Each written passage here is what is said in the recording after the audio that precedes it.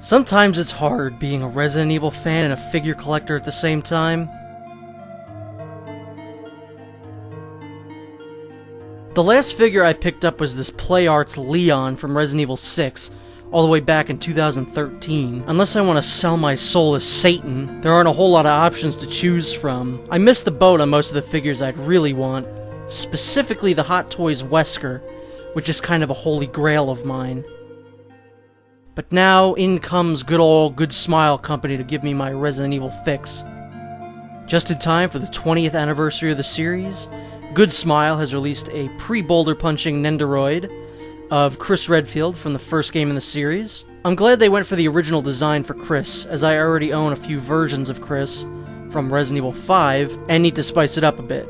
I usually don't like buying the same character over, and over, and over, and over, and over, and over, and over, and over, and over again, so design variety is a pretty good thing.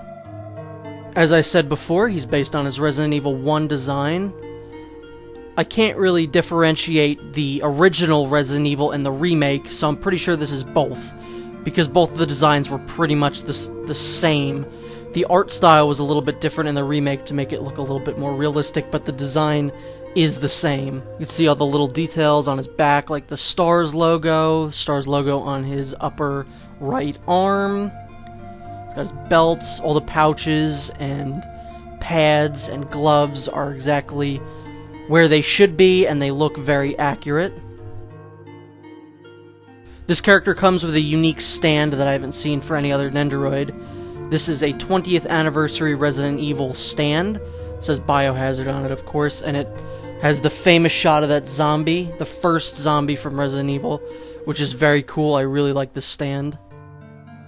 One of the best things about this figure is that, kind of like Venom Snake and Kirby, well, that just kind of goes without saying with Kirby, there is nothing hindering this figure's articulation, unlike Cora, whose hair kind of got in the way, and her little draping shirt on the back. This figure, I think, has the most accessories out of any of the Nendoroids that I've gotten, besides Kirby, because, again, Kirby's in a league of his own. So the first accessory he has is a given. I think most, if not all, Resident Evil action figures that I own come with at least one knife. This looks nice, but I would never probably pose him with it. If they made a zombie, maybe I'd have him running up to a zombie, going to knife him, or maybe the zombie's on the ground, he's trying to knife him. But without a zombie, it's just kind of a knife. Next up is another standard. It's a handgun. Not really a whole lot to say. It's not the most supremely detailed handgun I've ever seen, but at this scale, you don't really need it to be super detailed. It just needs to look like a handgun. You have another hand that he uses to kind of hold the gun, kind of support the gun in his hand.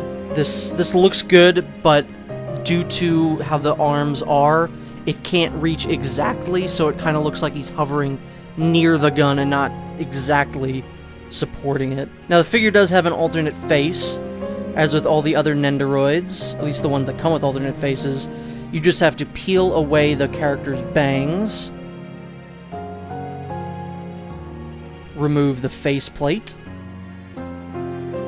and then put in the new faceplate and the bangs as well, and then you've got a very quick way to change the character's look. Now, this head looks good. It kind of looks like Chris is in pain. On the back of the box, it's kind of used as a determined look, which I don't think is as good as the way I'm using it right now. You know, he's holding an herb, he's kind of down and out, he's like, damn, I need to take an herb. So I really like this, and this actually might be the way that I pose the figure, because this looks really good. And I don't have any other Resident Evil figures that are posed like this. The herb itself is surprisingly well detailed. It's not something that needs to be, but it is, you know. I don't think I've ever had an herb come with a Resident Evil figure before. Sometimes they'll come with first aid sprays, but this is a first, if I'm not mistaken. Now, the next accessory he has is a rocket launcher. This looks good, but the figure can't really support it that well in his hand. There is a way that they recommend you do this. On the back of the box, it also looks like he can support it with both arms. I can't get that to happen because, again, the arms just don't work that way. So there's an effect piece that goes in this rocket launcher, which looks really cool. You just kind of plug it in there. You can put it in any way you want. I like the way that it looks like the rockets are all coming out separately at different time intervals and not just all at once. This makes it look really cool. So how they want you to do this is they want you to use the normal display base and prop up the rocket launcher kind of like Venom Snake's Fulton. You just pop Chris onto the stand like a normal Nendoroid, and then you get the rocket launcher to fit in his hand. This looks alright. It doesn't look the way it does on the box. Maybe it's just me, but I can't get it to have it so that both hands are on the rocket launcher. So this isn't really how I would like to display him anyway, at least not until Good Smile, hint hint, wink wink, makes more figures like the Tyrant. It'd be cool to have Chris finish off the Tyrant. That'd make for a little cool display. Just like with other Nendoroids, he has alternate legs, which are easy enough to come off. Sometimes the waist doesn't want to move. It's a little stiff. You remove the little nubs inside the waist. Just try not to get them mixed up. And then you pop in the new legs.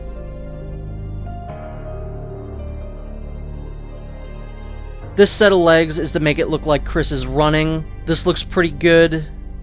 Although the running legs have never... I don't know, they've never really done anything for me. Korra has a set of weird angled legs as well, and they don't... I feel like they don't look right. You know, this is another one where he looks good posed like this. You know, running through a corridor, running from zombies, with a gun in his hand. So that's pretty much everything that the figure comes with. Overall, he does look very good. He's a very faithful recreation of Chris from the first game. He's got a ton of accessories, which is very nice, always a good plus. One of the only complaints I have is his elbow is a little bit loose. Every time I go to put a new hand on, it just kind of comes off, and if I'm posing it, it'll come off sometimes too. He is, of course, compatible with Venom Snake's Fulton, which always looks good. It's always fun to pose these Nendoroids like this. And Chris works even better than Korra does because he's got that one in pain face that makes it look like, I'm being Fulton, come on. So overall, this is absolutely a figure worthy of being added to my Resident Evil collection. And I'm going to do the same thing I did at the end of the Kirby review and pretty much beg Good Smile to make more of these. You know, I want them to make Jill, a Barry, Wesker, Rebecca. Maybe not all of those. Please just make Jill and Wesker. That would literally make my day, and you would probably have a customer for life.